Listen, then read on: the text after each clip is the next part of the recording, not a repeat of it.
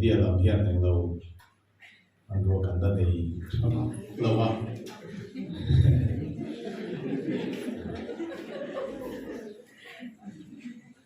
ngin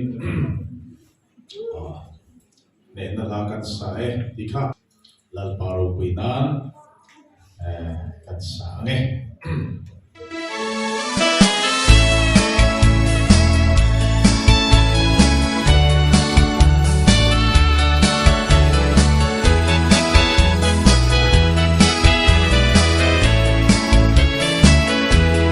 arsat na tinreng nuaya lengin kun kirtak tu alo theng me kani athu thung wang sam ngai lo si pai hoi sen te u setan sual lal ram babulon phai zola indo na puan zar tarin kan dinge lal kristan kan ma shoi zele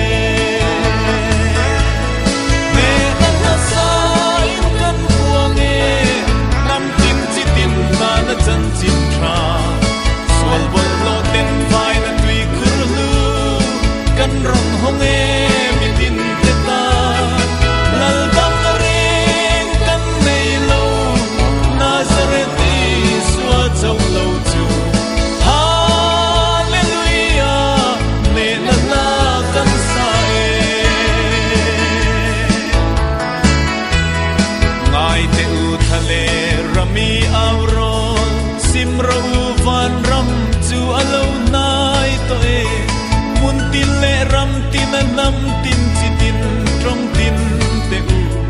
lal hun tiam khongai na gom kharan hon lai ya som na nu nung ber lal thu pe gro pui chu lo mai ru dam na thu kan puang e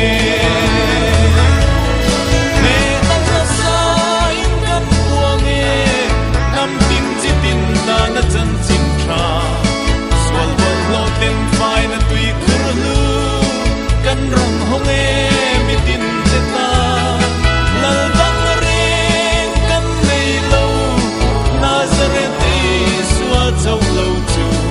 hallelujah ne na la kan sa e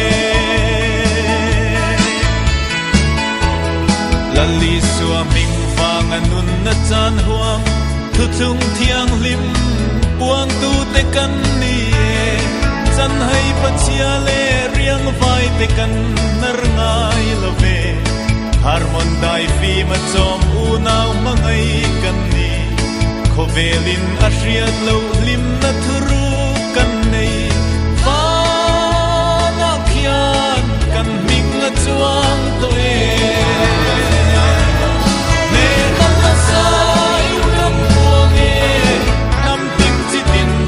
chân chim tra sual bol lo ten vai na tui kurlu kan rong hong e mi tin te ta lal dang reng kan nei lo nazareti swa chau lo chu hallelujah ne na la kan sa e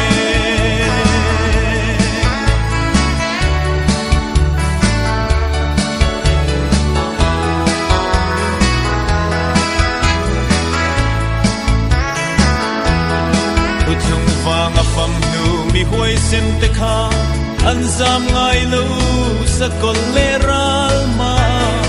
an thi sem thiang lim tham ral na le ram nge ya ya an dung thu la kal lai re lin lal thu thung fa ten sual na tui phon kara nun na thu kan puang e kan zam lo ne na la kan sa e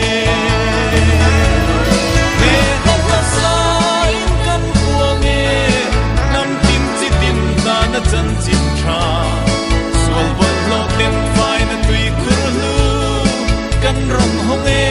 mi tin te ta lal dang reng kan nei lo nazareth